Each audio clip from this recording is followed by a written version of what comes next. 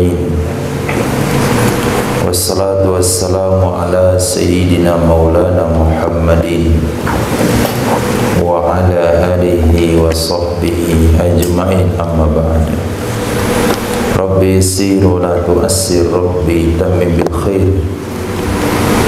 Rabbana shrah lana sudurana wa yassir lana umurana wa umurul muslimin. Wahlul 'uqdatam min lisanina yafqahu qawlana. Bisanadina al-muttasili ila imam al-alim rabbani al-khatimatul hufaz al-imam Jalaluddin As-Sayyidi rahimahullahu ta'ala qaddasallahu sirrahu wa adama nafa'a bi ulumihi wa barakatihi wa nafahatihi wa madadihi wa karamatihi fid darini amin.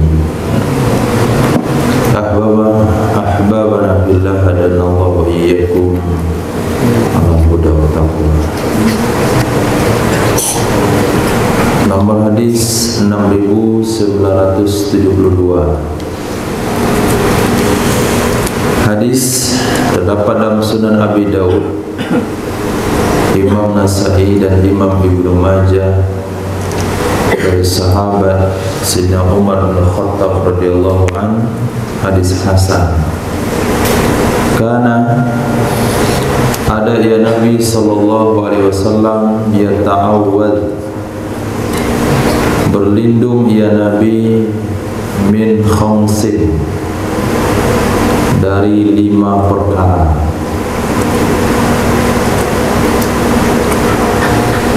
Minal jubni, dari pengecut.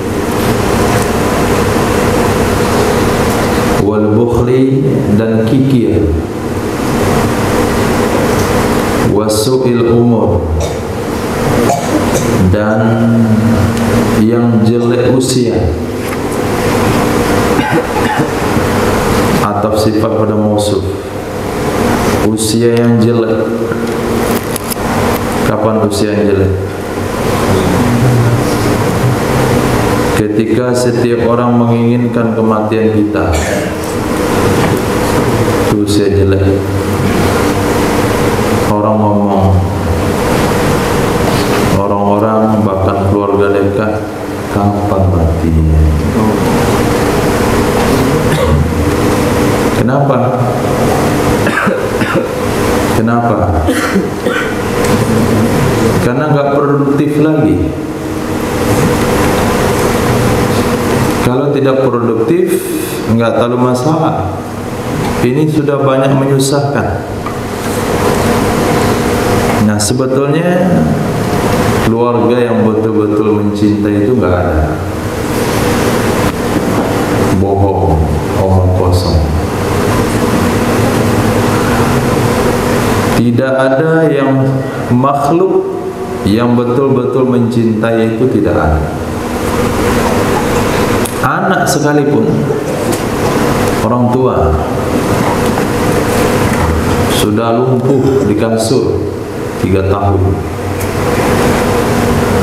makan di situ, buang air kecil di situ, buang air besar di situ, disuapin, dimandiin, digendong 3 tahun. Walaupun lidahnya tidak bicara, kadang-kadang terungkapkan juga, kami sebetulnya dari rela. Apa bahasa kami sebetulnya dari rela? Itu bahasa halusnya. Kami sebetulnya dari rela. Ada juga yang sampai koma, nggak sadarkan diri. Dulu tahun berapa saya nggak tahu lagi di mana. Memang terbaring begitu aja orang tua yang tempat tidur. Dan diminta untuk datang membacakan Yasin. Itu apa Yasin dibacakan? Kami sudah rela. Maksudnya supaya cepat mati. Nah, kami sudah rela. Artinya biarlah mati cepat, tidak menyusahkan. Ini namanya su'il umur. Maka jangan terlalu terpedaya dengan cinta makhluk. Yang hakikat itu adalah cinta dari Allah Subhanahu wa ta'ala, ridho dari Allah Subhanahu wa ta'ala. Coba untuk bisa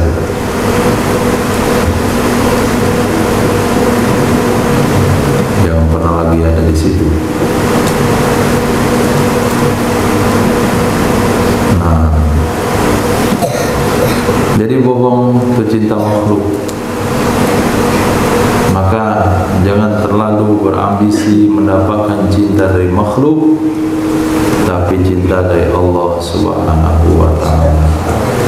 Karena itu yang abadi, yang tidak akan meninggalkan. Wa fitnatis sadar, dan fitnah di dada. Fitnah di dada.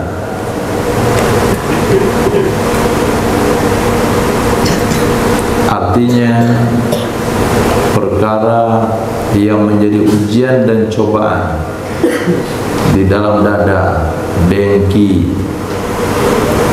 Nah, dengki atau iri dengki itu satu kalimat. Iri dengki sama dengan apa bahasanya? Bolak-balik. Iri dengki, gundah gulana. Apa ciri-ciri dengki?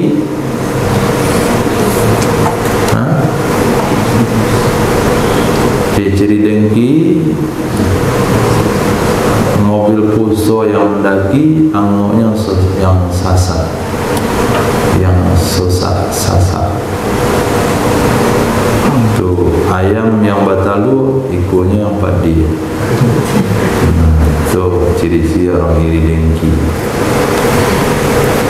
Senang atas penderitaan orang lain, menderita atas kesenangan orang lain. Kalau orang lain senang, dia menderita. Kalau orang lain menderita, dia senang. Kemudian ujub, kemudian ghurur, tertipu, kemudian akidah-akidah yang sesat. Ini namanya fitnatis sadar. Nah, menghilangkan dari fitnah sadar ini dengan ilmu tasawuf, ilmu hati. Nah, di bawah naungan Al-Imam Ghazali rahimahullahu ta'ala. Nah, ini Nabi SAW sudah mengindikasikan dalam doa beliau fitnatis sadar. Maknanya penyakit hati itu bagian terpenting yang mesti dibahas di dalam agama, yaitulah tasawuf, yang orang sebelah enggak mau dengan ilmu tasawuf, anti, katanya enggak ada di zaman Nabi. Nah, kalau dia mau merenungi hadis ini, Nabi sudah isyaratkan dalam doa beliau fitnatis sadar, aku berlindung dari fitnah dada, wa azabil qabri, dan azab kubur. Karena adalah Rasul sallallahu alaihi wasallam yata'awwadu. Ini beberapa hadis ke depan setelah kana diawali dengan yata'awwadu. Adalah Rasul sallallahu alaihi wasallam yata'awwadu, berlindung dari jin, kemasukan jin. Ada yang kemasukan jinnya ketara, ada yang kemasukan jinnya nggak sadar. Nggak sadar dia kemasukan jin. Sebetulnya jin ada di badannya, tapi dia nggak sadar. Ada jin pemakan,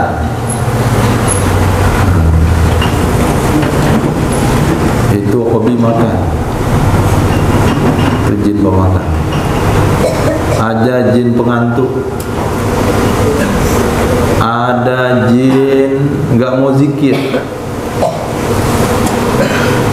Nah, itu maksud jin itu. Al-Zuqyah. Ada jin usil, ada aja diusilin. Pokoknya banyak ide-idenya soal musilin tuh, banyak kali ide. Di situ 3 menit mau iqamah masih main di situ di Sumpah Sendua kelas 1. Pas mau sholat asar nggak mau zikir, kayak kecapean. 3 menit masih main bulu tangkis, mau iqamah. Itu jin itu, ada jin di badannya. Maka harus baca doa yang kita baca lepas subuh itu. A'udzubika minal jinni wal ins wa ayunil ins wa ayunil ins wa ainil ins, dan mata dengki manusia. Mata manusia artinya mata dengki. Karena kalau makanan yang enak dilihat oleh mata dengki jadi nggak enak. Orang tampan dilihat oleh mata dengki jadi jelek. Hati dia mata dengki. Orang cerdas, dia lewat cerdas dilihat oleh mata dengki, lama-lama gila. Barang bagus dilihat oleh mata dengki, rusak. Apa doanya? Apa doanya? Masya Allah, la quwata illa billah. Jangan posting foto anak di media sosial, nanti lihat oleh mata dengki, jadi mati. Bisa mati. Kebun, sawah, nah itu bisa rusak kalau kena mata dengki.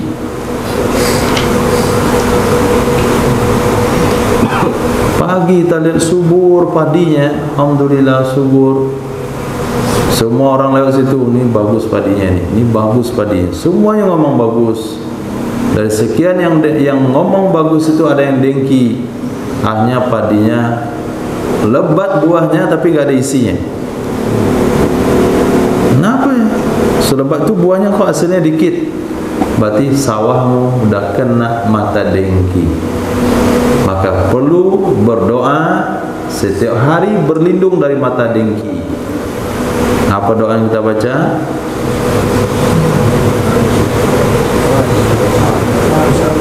Min anfusil jinni wa ins. Apa lupa nih? Nah pokok itulah doa pada maghrib, doa setelah doa maghrib, doa setelah doa subuh. Ini salah satu doa yang diajarkan oleh Imam Ghazali rahimahullah ta'ala untuk berlindung dari mata dengki.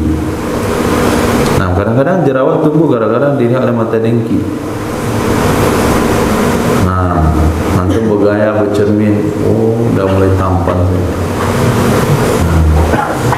Sore tumbuh jerawatnya. Nah karena mata dengki. Maka kalau bercermin itu dua doanya. Allahumma kama hasanta khalqi fahassin khuluqi, masya Allah la quwata illa billah. Kalau merasa tampan. Tapi kalau merasa jelek baca la ilaha illallah. Nah itu doanya. Nah hatta nazalatil muawwidatan, sehingga turunlah 2 surah perlindungan, Al-Falaq dan An-Nas. Falamma nazalat, maka tak kala turun ia 2 surah muawwidatan, akhadha bihima, mengamalkan ia Rasul dengan keduanya 2 surah, wa taraka ma siwahuma, meninggalkan ia Nabi selain keduanya.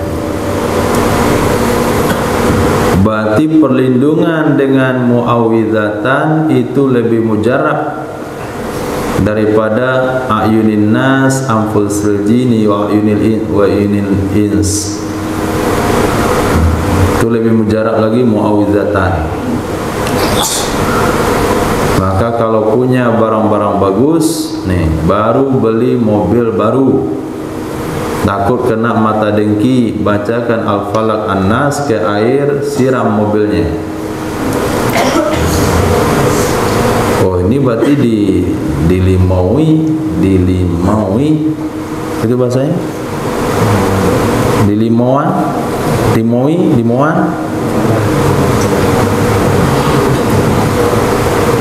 Antum ori enggak padangnya? Limauan.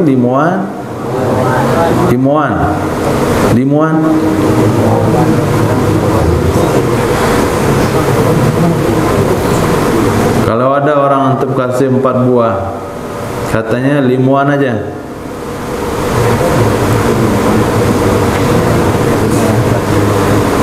Hah? Balimuan. Kalau 4 jadi 5 siapa? Di limuan juga. Bahasanya mirip-mirip. Nah, kalau sekiranya tujuan orang baru beli mobil baru, kendaraan baru, kemudian di limuan, lalu kita pandang syirik, ini terburu-buru memponis. Tapi kalau salah caranya, betul salah caranya. Tapi kalau betul caranya, dibacakan Al-Falaq, bacakan An-Nas, airnya air keran gitu, bukan air melati. Lalu disiram ke mobilnya supaya tidak kena mata dengki, nggak ada masalah. Nah, begitu juga kalau seseorang memandikan anaknya setiap hari dengan air yang sudah dibacakan Al-Falaq dan An-Nas dengan niat perlindungan dari jin, perlindungan dari manusia dan sebagainya, nggak ada masalah. Kalau ada kawan kerasukan jin, lari saja kerjanya, mandikan dia Al-Falaq dan An-Nas. Ada juga metode pengobatan dukun, misalnya orang gila dimandiin, dibawa ke sungai, dan 7 bunga, 7 air 7 lurah, limau 7 macam, sepuri limau purui. Coba antum sebutkan 7 limau. Kalau antum benar memang pernah jadi dukun.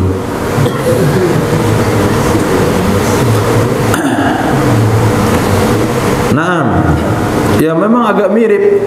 Kalau sekiranya orang gila kita mandikan dengan air jampi,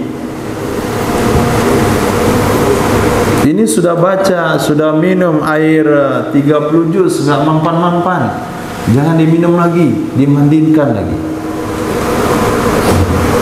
Ini itu ada 2 botol tuh dijampi tiap hari, nggak ada perubahan misalnya, masih banyak aja jinnya. Nah, nanti itu air jangan diminum saja, dimandikan juga.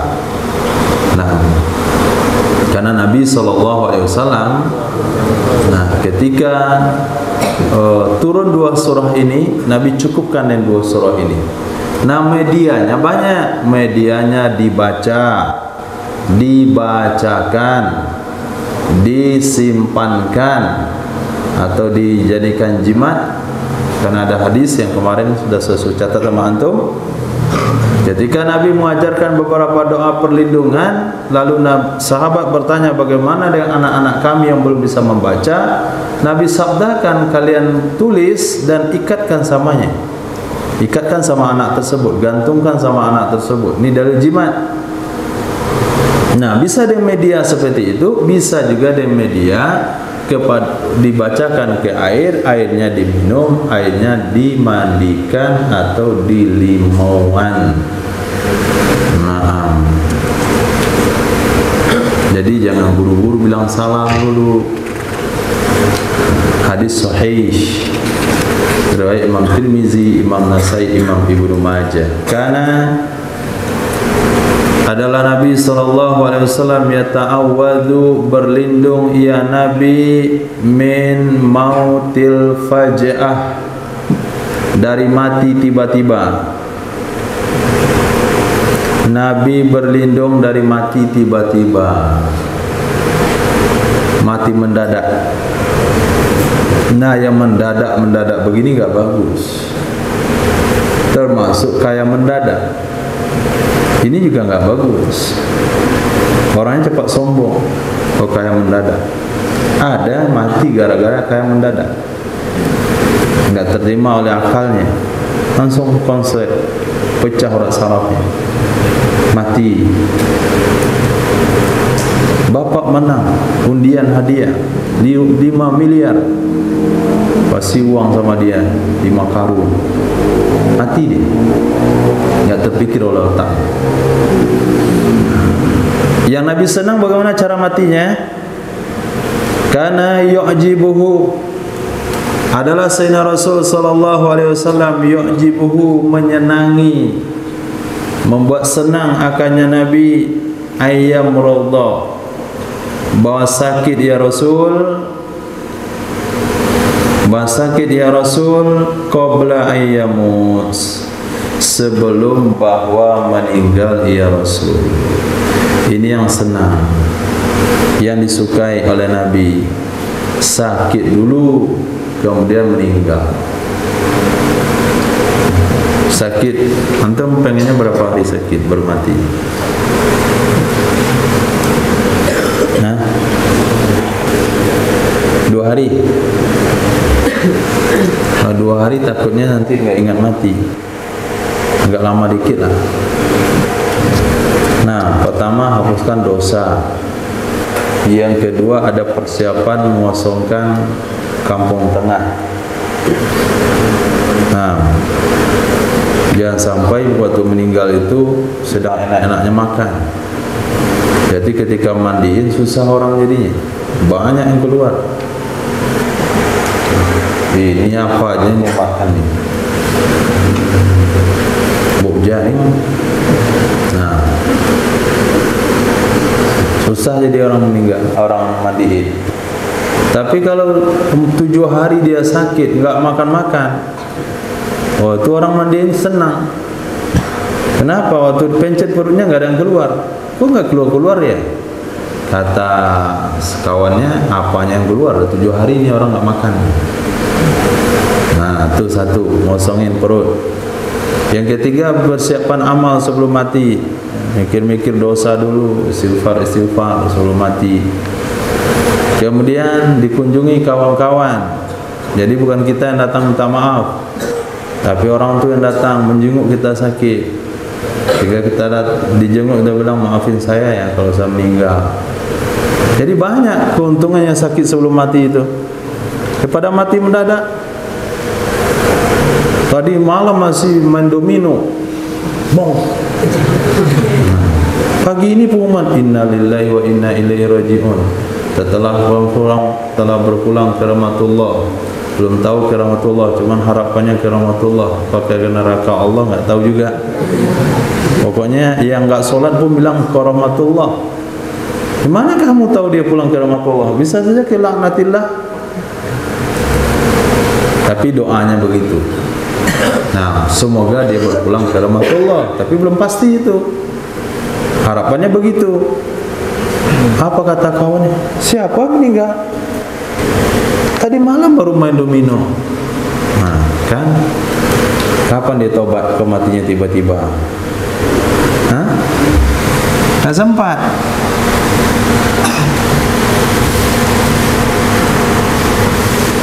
Khair. Jadi Sayyidina Rasul sallallahu alaihi wasallam menyukai sakit sebelum meninggal.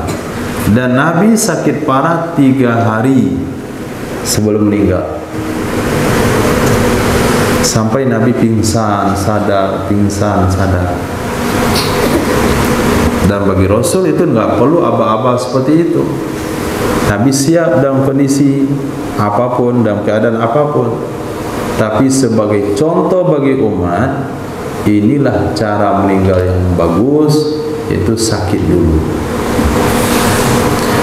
Karena adalah Rasul sallallahu alaihi wasallam yatafa'alu, bertafaul. Nah, apa itu tafaul? berdoa dengan sikap, berdoa dengan perbuatan, berdoa dengan tindakan. Itu disebut tafaul. Pengen anaknya jadi hafiz, kasih nama hafiz. Senang dilihat ada orang bayan mantap sekali, siapa itu? Itu Maulana Fulan, kasih nama anaknya Maulana. Itu namanya tafaul. Semoga-moga jadi Maulana, moga-moga jadi hafiz. Kemudian dia pengen anaknya cerdas, kasihlah nama Rashid. Kemudian bukan cerdas saja, tapi bijak, dikasih nama Hakim Rashid atau Rashid Hakim. Itu disebut dengan tafahul. Kemudian ketika selesai penguburan jenazah, kita siram di atasnya dengan air. Itu niatnya tafaul. Apa tafaulnya?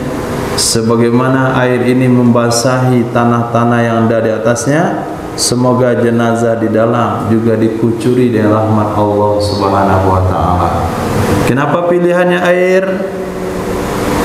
Karena air adalah simbolnya rahmat. Lalu Nabi bersabda, jangan kamu iringi jenazahmu dengan api. Jangan kamu iringi jenazah dengan api. Apa masalahnya jenazah dan api? Karena itu menunjukkan tafaul yang tidak baik. Masa jenazah diiringi dengan api? Api kan simbol neraka. Nah, itu disebut dengan tafaul. Beli mobil bekas, plat nomornya dari angka kecil sampai angka yang tinggi, supaya karirnya meningkat, rezekinya meningkat. Tafaul. Kemudian pergi ke kedai, nampak nama rumah makannya, rumah makan berkah, masuk ke situ supaya dapat berkah. Tafaul. Jalan terus ketemu nasi goreng neraka, langsung lanjut, nggak mau lewat di situ. Semoga saya tidak mampir di kedai neraka ini, saya juga tidak mampir nanti neraka yang sesungguhnya. Tafaul. Tapi sudah jelas itu dibuat nasi goreng neraka, dia mampir juga di situ. Nah, berarti dia tafaul, bisa juga mampir di neraka yang sesungguhnya di akhirat kelak. Dia telah berdoa dengan perkara jelek kepada dirinya dengan mampir di nasi goreng neraka. Nah, kemudian pesan levelnya level mana? Jahannam, jahim, sakor. Nah, dipesan pula yang paling parah levelnya, yang level jahannam. Oh, itu dah betul-betul dia bertafaul yang jelek kepada dirinya. Ini nggak boleh. Nggak boleh. Biarin saja mereka buat nasi goreng neraka, jangan kita mampir. Kita nggak mau dengan neraka. Cari yang barokah. Apalagi nasi goreng surga. Nah, itu bagus. Nasi goreng Firdaus, nasi goreng Jannatul Naim. Nanti antum buat begitu. Nasi goreng Adnan, atau nasi goreng Hurul Ain, nasi goreng bidadari. Ini perangai neraka, hobi neraka, makanan neraka. Ya, kalau masuk nanti masuk neraka, memang harapannya di dunia sudah kayak gitu. Jadi Sayyidina Rasul suka yatafa'al. Kemudian wala yatatoyar. Nabi tidak pesimis. Nah, optimis iya, pesimis tidak.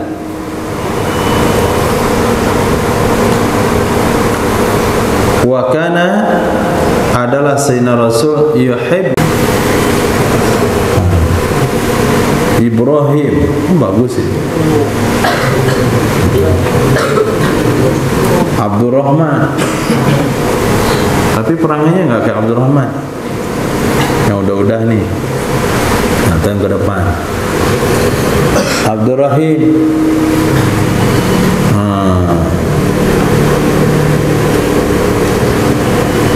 cuman itu yang bingung apa artinya itu.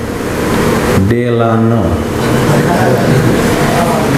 itu dari bahasa Yunani kuno atau dari bahasa Sanskerta atau bahasa mana itu? Hah? Jawa? Itu dari Jawa? Delano, adong.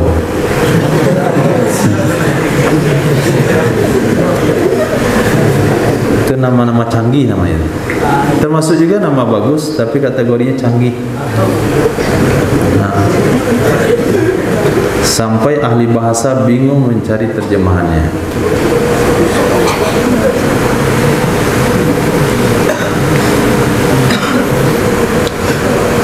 Ada dulu santri sebelumnya di pondok, udah lama pondok saya dulu di Lintang. Itu kondisi dia waktu dilahirin itu tinggal emak bapaknya di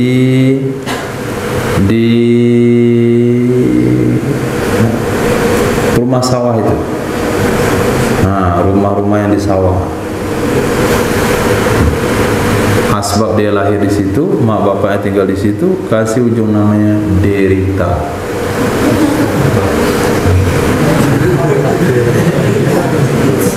Derita ujungnya.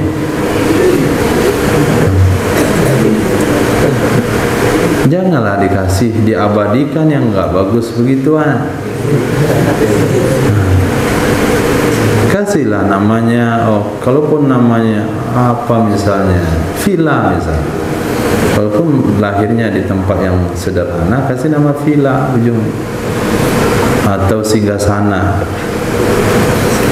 Jadi Nabi senang dengan nama yang bagus. Nah, nama-nama yang bagus supaya menjadi doa. Nah, supaya berbudi, kasihlah budiman. Supaya hidupnya sentosa, kasih santoso.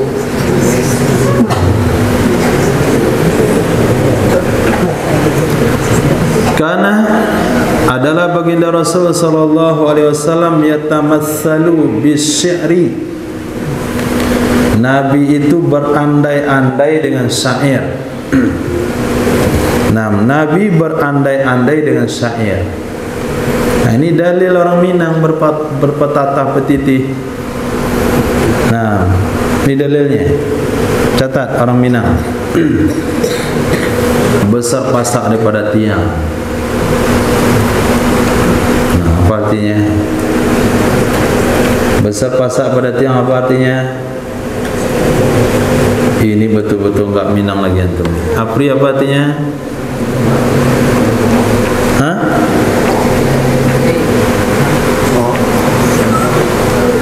Jadi apa yang antum pelajari di sekolah dulu?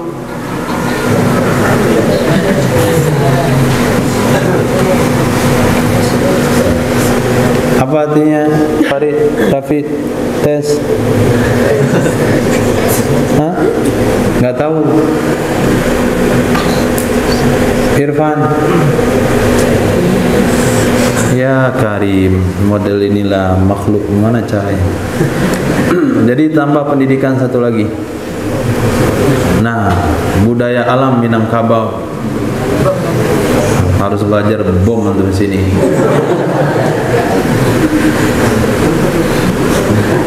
Enggak mengerti sama sekali. Coba dilihat di sini. Sayyidina Rasul yatamassal bisy'ri. Nabi itu membuat andaian, umpama atau permisalan dengan syair. Apa kata Nabi? Wa ya'tika bil akhbar ma lam tuzawwid. Datang kepadamu dengan berita,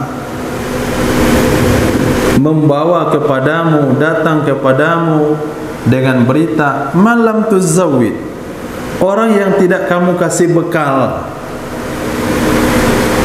datang kepadamu membawa berita oleh orang yang tidak kamu kasih bekal. Apa maksudnya ini? Kapan Nabi ucapkan? Kemarin sudah dibaca. Kata Riyadhus Shalihin, Nabi ucapkan ini ketika berita lambat datangnya, ketika informasi terlalu lambat. Coba Habib Rizki mencari informasi, mana air tandang kosong enggak? Udah 1 jam, 2 jam, 3 jam, 7 jam ditunggu, enggak tahu informasinya, enggak ada datang. Kosong enggak kosongnya enggak jelas. Mana informasi air tandon? Dari 7 jam yang berlalu ditanyain sampai sekarang enggak ada informasinya. Apa jawabannya? Yang membawa berita sama kamu orang yang tidak kamu kasih bekal, sehingga dia jalan ke situ nggak ada ongkosnya, nggak ada bekalnya, maka dia lambat informasinya datang. Coba kamu kasih bekal, pasti cepat datang. Ini Sayyidina Rasul suka beriyatamassal, berandai-andai dengan syair-syair. Maka bahasa pepatah, bahasa umpama, bahasa permisalan bagaikan si pungguk merindukan bulan. Itu bahasa yang Nabi gunakan, bukan redaksinya ya, tapi Nabi berbicara seperti itu kadang-kadang. Dan semuanya bikin bingung. Nanti khutbah Jumatnya itu aja rangkaiannya, sampai orang menafsirkan masing-masing. Bagaikan minta sisik kalimbe. Coba, bagaikan minta sisik kalimbe, kalimbat, limbe. Sempat ya Pri? Hah? Apa ya? Tidak akan dapat deh. Nah, itu tidak akan dapat deh. Tahu antum limbe? Punya sisik dia. Minta sama ikan nila, ada dia punya. Sisik minta kalimbe. Mana ada? Berharap sama orang enggak punya. Bagaikan mencari leher ular. Maaf. Bagaikan mencari ketiak ular. Nah, itu juga enggak ada. Ketiak antum ada. Ketiak ular dan mana antum mau raba? Mana ketiaknya ini? Tuh raba mulai di kepala sampai ke ekor enggak akan jumpa ketiaknya. Berarti mencari barang yang sia-sia, cari barang kagak ada. Paham apa? Paham tuh? Besok bahasa Arab Sabtu yang junior dikasih masa 1 bulan. Selepas itu harus pandai berbahasa Arab. Kalau enggak ngomong ke bahasa Arab di rotan.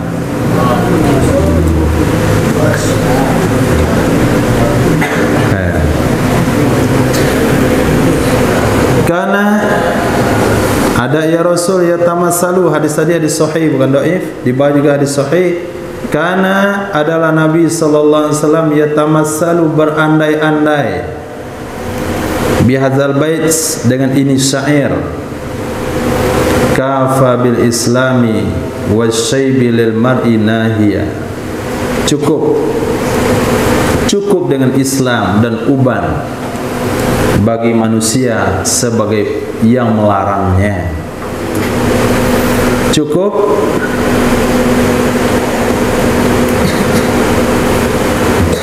dengan Islam, wasyaibi, dan uban bagi manusia sebagai yang melarang. Bahasa Nabi Kalau sudah tumbuh uban itu nggak perlu lagi diingatin. Nah, tumbuh uban itu sudah cukup bagi manusia melarang dia berbuat dosa. Malulah sama uban. Ini udah putih ubannya, masih main domino.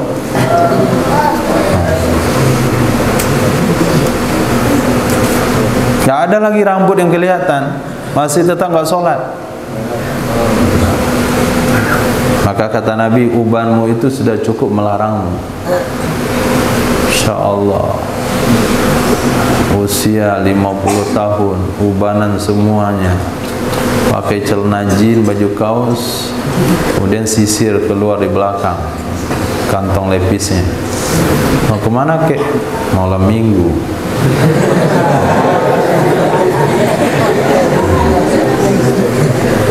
Itu jangankan kita, jangankan keluarganya, Israel aja geram sama dia. Awas nanti kalau kau pasang waktu kau mati, sepatah-patahkan lehermu.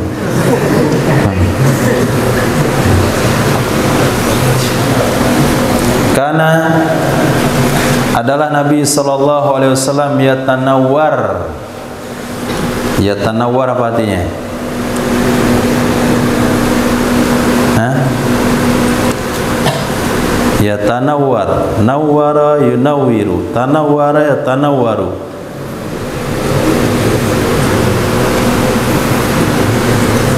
Apa? Ilyas, mana makhluknya? Apa artinya tanawwar?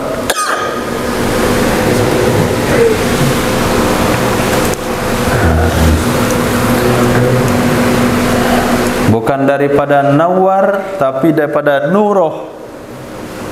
Nabi memakai nauroh, yaitu kapur. Adalah Rasul sallallahu alaihi wasallam memakai kapur, kapur fi kulli syahrin, pada setiap bulan. Kapur apa? Kapur sirih, untuk mencabut bulu ketiak. Itu mati nauro.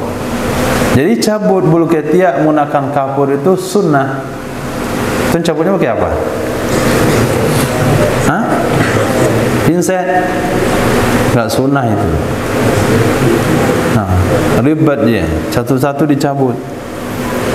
Atasan terlambat salat Jumatnya. Kelamaan ini nyabut bulu ketiak ternyata. Nah, kapur, ada sejenis kapur, jangan yang cair, tapi yang kering, bubuk seperti tepung. Nah, itu yang digunakan oleh orang angkat berat itu, kalau nggak salah ya. Jadi sebelum dia memegang besi angkat berat, ditaburkan dulu kapur, angkat, biar lengket di tangan. Nah, itu baru ditaburkan di situ, baru dicabut. Jadi dia lengket bulunya di tangan, nggak licin.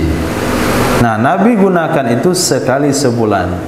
Maksudnya ada dua hal yang ditekankan di sini. Cabut bulu ketiak itu sekali sebulan.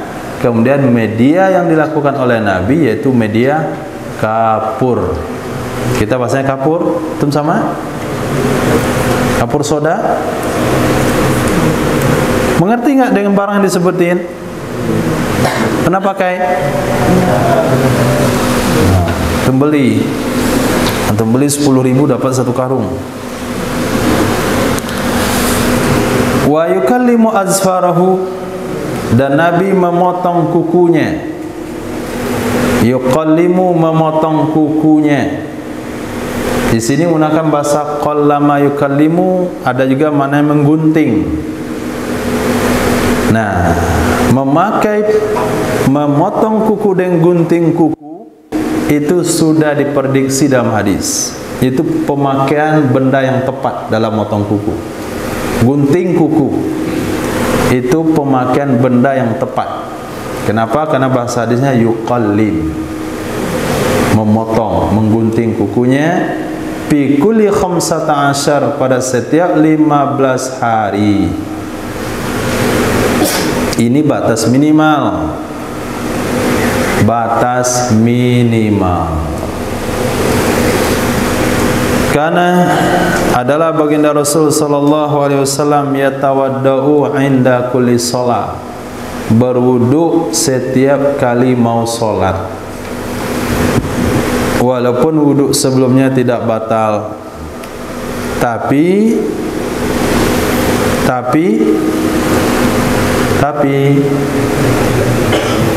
ini hadis sudah mansukh. Nah, hadisnya sudah mansukh, sudah dinasakh. Awal-awal Islam iya, setiap kali mau wudu, mau salat wudu, mau salat wudu, walaupun wudunya tidak batal. Hadis ini dinasakh oleh Nabi ketika Fathul Makkah. Tangan di atas. Nah, Fikri. Ya, taruh di situ tangannya. Karena adalah Nabi sallallahu alaihi wasallam yatawaddau, berwudu, mimma massatin nar, dari sesuatu yang disentuh oleh api. Dari sesuatu yang disentuh oleh api, artinya makanan yang dimasak. Ini juga awal-awal Islam. Di awal-awal Islam itu setiap selesai makan, makanan yang dimasak mesti wuduk lagi, wuduk akan batal. Nah, ini ternyata pemahaman di tengah masyarakat yang pernah saya jumpai. Mereka katakan kalau makan wuduk batal.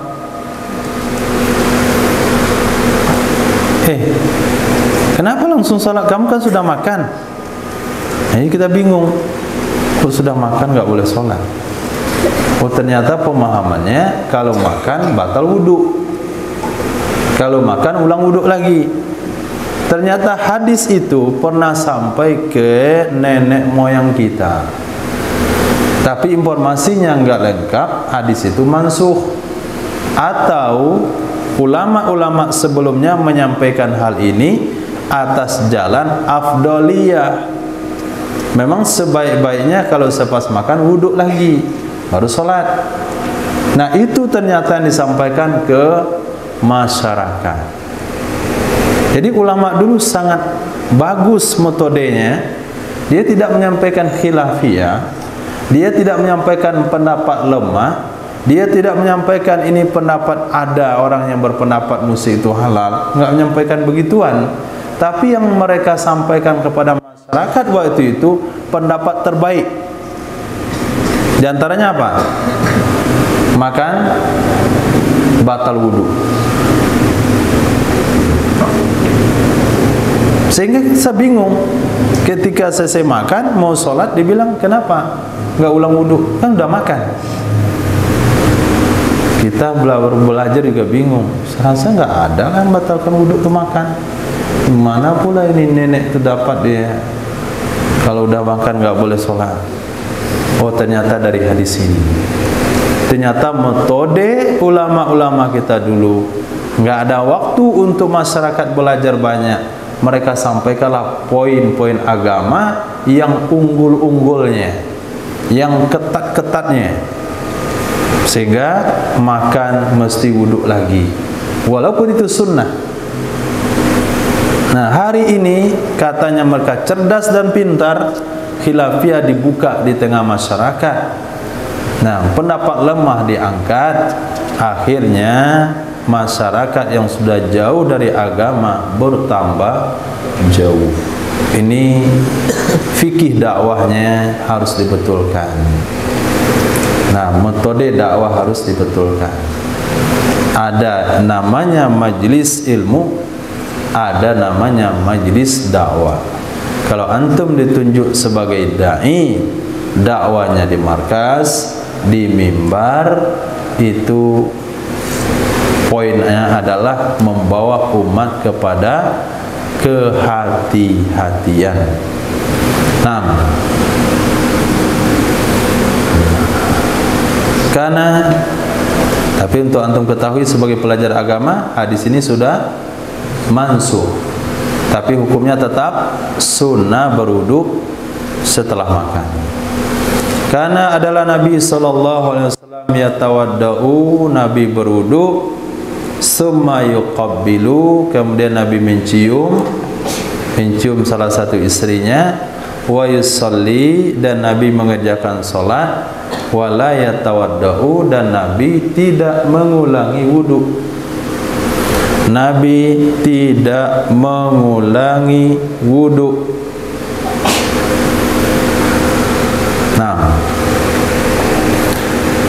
Nah, bagaimana dengan hadis ini? Hati-hati juga. Nah, hadis ini dalam mazhab kita menempatkan pada posisi khususiyatir Rasul. Ini jawabannya. Khusus hanya buat Nabi. Sehingga mazhab Imam Syafi'i rahimahullah ta'ala mengatakan bersentuhan dengan istri batal wudu. Ada pula yang berpendapat aneh, bersentuhan dengan istri nggak batal wudu, itu kan mahram kita. Mahram bagaimana? Kamu kan kawin dengan dia, kok kawin dengan mahram? Nah, itu aneh itu pendapat. Jadi bersentuhan dengan istri batal wudu, mazhab Imam Syafi'i. Lalu bagaimana ada hadis sahih di sini? Ternyata orang ulama kita sebelumnya nggak pernah menyampaikan kepada masyarakat hadis ini.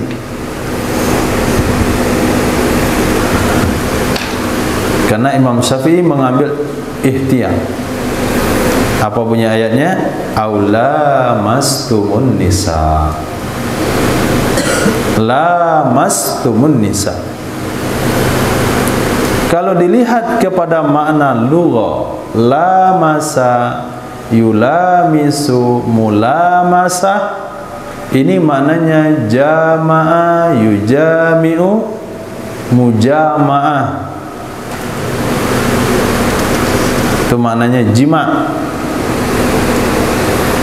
Nah, maknanya jima' secara lugha. Tapi secara pemahaman ihtiyat itu juga ada diartikan menyentuh. Nah, menyentuh. Maka Imam Syafi'i ambil fatwa yang paling ketat, menyentuh. Maka bersentuhan dengan istri wudu batal. Oh, karena ada hadis Nabi mencium Sayyidatina Aisyah, juga Sayyidatina Hafsah. Kemudian Sayyidah Aisyah mengatakan, oh, saya bangun tengah malam meraba-raba, ternyata kesentuh telapak kaki Nabi, berdiri tegak dalam waktu sujud. Ulama Syafi'iyah menempatkan hadis ini kepada khususiat Nabi SAW. Sehingga kalau ketemu hadis ini, jangan sampai antum berfatwa nggak batal wudu nyium istri, kan ada hadisnya. Itu maknanya telah cepat mengambil kesimpulan dengan hadis, telah meninggalkan mazhab. Nah, kita tidak punya kemampuan untuk memvonis suatu hukum dari hadis Nabi, cuman kita sampaikanlah mazhab. Menurut mazhab kita, walaupun ada hadis Nabi mencium istri, kemudian langsung salat tidak mengulangi wudu, ini hadisnya sahih, diambil alih pendapat ini oleh Imam Malik yang bersentuhan dengan istri tidak batal wudu. Tapi mazhab Imam Syafi'i tidak mengamalkan hadis ini dengan dalil ini khusus untuk Nabi sallallahu alaihi wasallam. Karena yatawaddau wahidatan adalah Rasul sallallahu alaihi wasallam berwudu satu kali, muka sekali, tangan sekali, kepala, telinga, kaki sekali-sekali. Itu ada riwayatnya. Ada juga wasnataini, dua kali. Muka dua kali dicuci, tangan dua kali, kepala diusap dua kali. Wasalasan, ada juga tiga kali. Kulla zalika yaf'al, seluruhnya demikian Nabi lakukan. Pengamalannya bagaimana?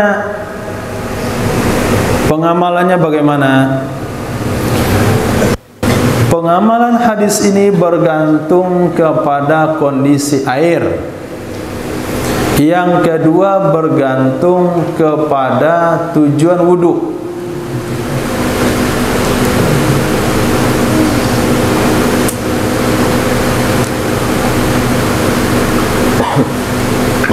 Nah, kalau air sedikit, air hanya cukup untuk sekali basuh,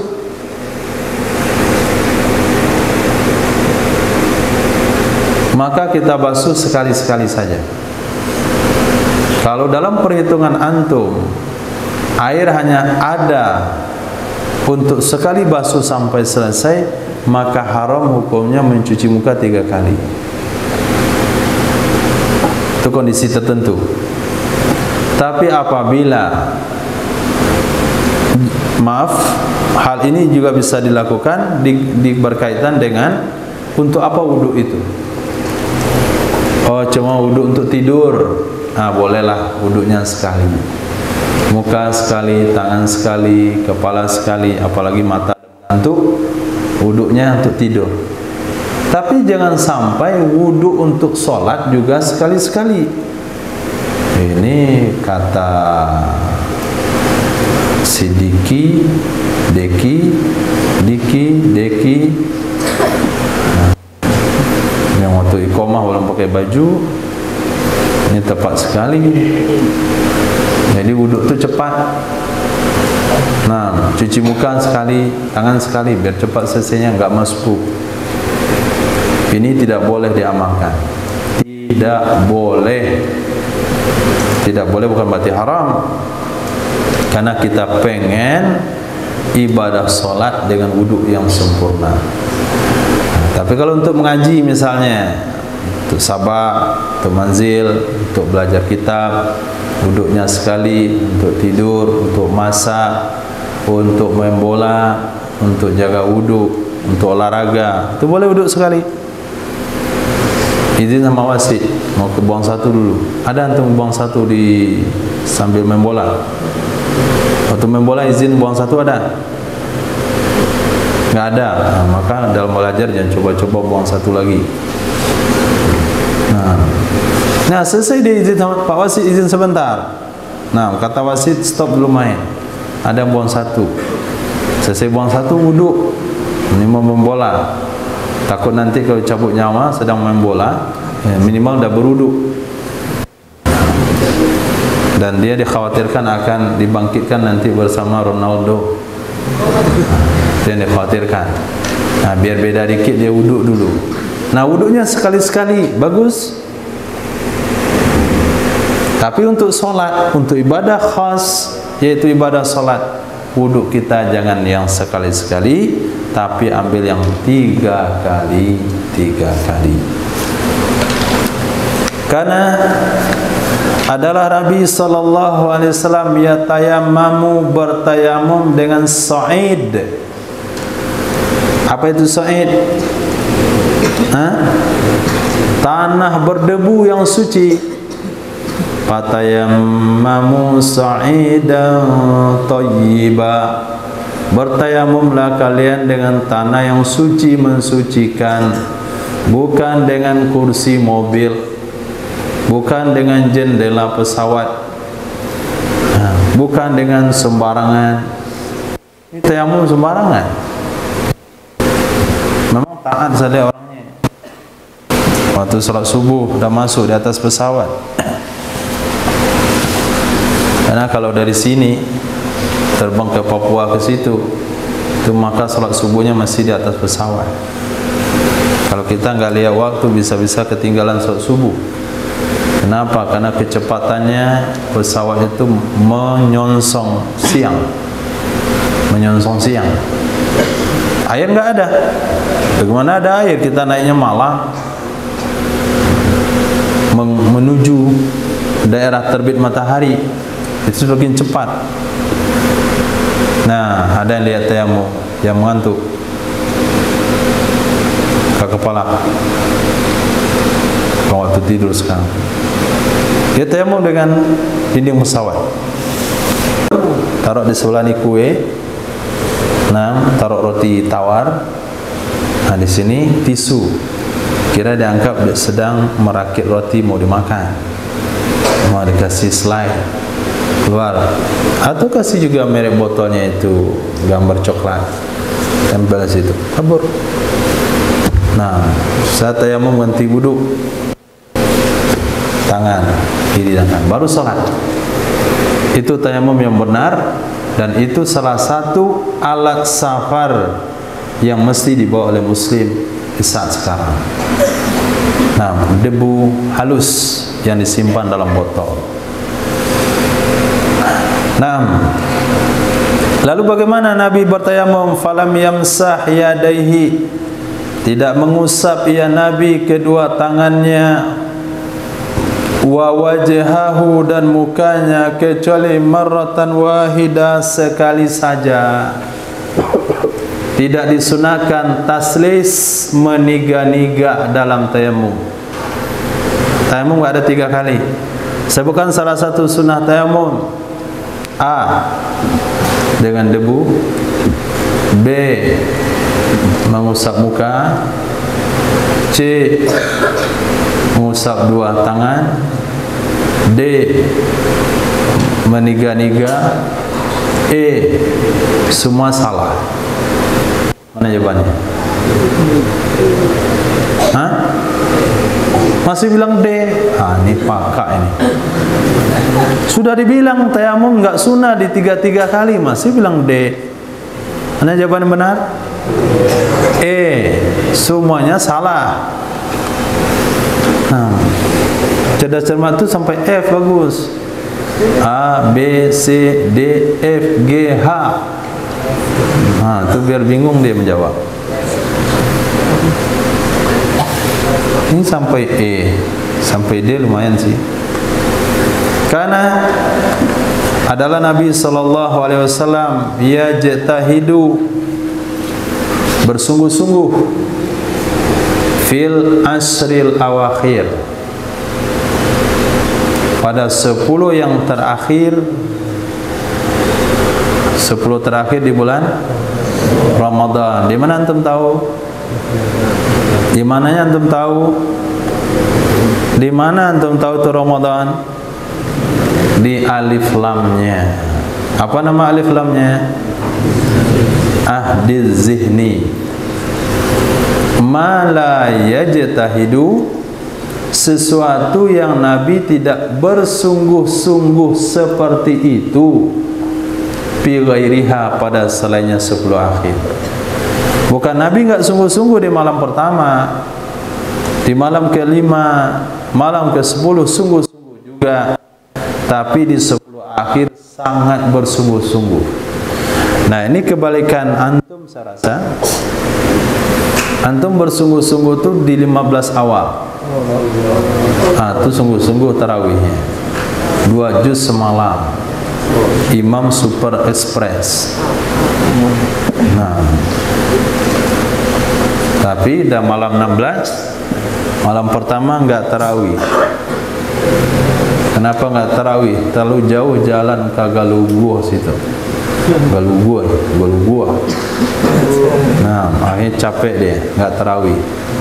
Besok baru tarawih. Berapa? 8 rakaat. Ayat pendek. Kemudian 10 akhir Ramadan enggak i'tikaf. Semakin parah perangainya, malah enggak tarawih. Kenapa enggak tarawih, Hamzah? Ini nanggung nih. Sebentar lagi enggak boleh lagi main handphone, dihobikan dulu sepuas-puasnya. 10 akhir Ramadan malah sibuk dengan handphone. Ini tindakan yang tidak wajar, tidak waras. Nabi di 10 akhir justru lebih bersungguh-sungguh. Mestinya itu kucing nanti tangkap. Mestinya antum 10 akhir itu 3 juz semalam. 1 juz di masjid, 1 juz lagi makmumnya bapak, 1 juz lagi makmumnya ibu.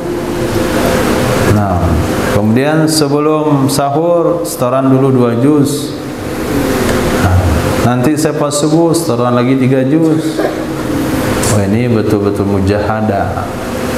Nah, supaya anaknya mujahadah, dikasihlah nama jihad. Nah, itu sampai antum tanya siapa bapaknya Karkun nggak Karkun, pasti dah Karkun tuh. Dari namanya aja tahu jihad. Nah, kenapa dia nggak sungguh-sungguh ternyata? Nah, dia jihad akbar. Raja'na min jihadil asghar ila jihadil akbar. Terakhir, 5 terakhir. Baru bilang Allah. Itu yang mantap, semangat namanya. Terakhir, karena ada ya Nabi sallallahu alaihi wasallam yaj'alu yaminahu, menjadikan ya Nabi kanannya Nabi, menggunakan ya Nabi yaminahu, tangan kanannya Nabi. Itu apa? Liaklihi, untuk makannya Nabi, wasyurbihi, minumnya Nabi, wa wudu'ihi, berwuduknya Nabi. Berwuduk kalau pakai gayung, gayungnya di tangan kiri, ngusap mukanya di tangan kanan. Jangan gayung di tangan kanan, usap muka di tangan kiri. Barusan dari WC enggak cuci pakai sabun. Kenapa nurah muka antum hilang ya? Oh iyalah, tangan cebok dan tangan muka sama. Nah, maka hilang nur mukanya. Akhirnya mukanya mirip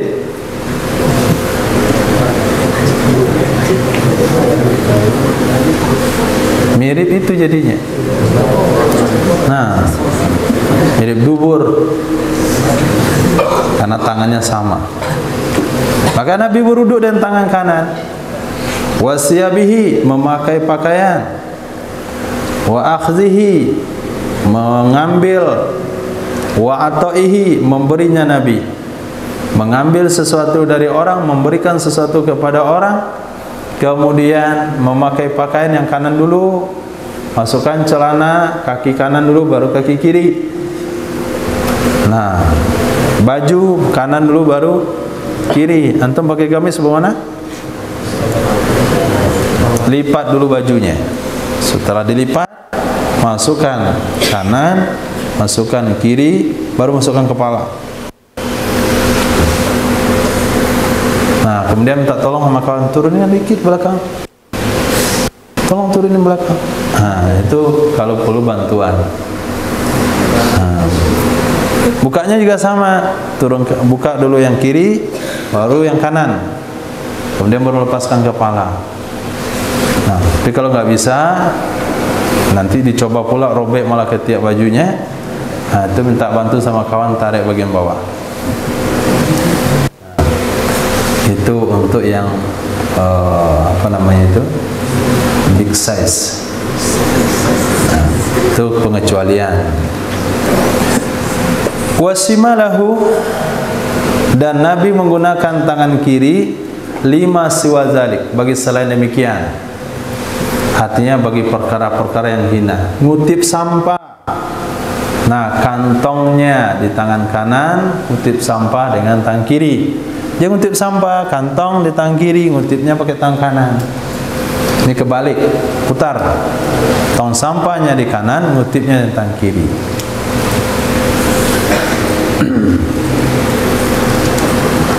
Motong bawang. Ini tukang masak. Motong bawang. Dia pegang dengan tangan kiri, potong tangan kanan. Hilang lezatnya makanan. Tapi pegang dengan tangan kanan, potong dengan tangan kiri. Oh, nggak bisa motong begitu, luka tangan. Pakai sarung tangan. Atau pakai alat.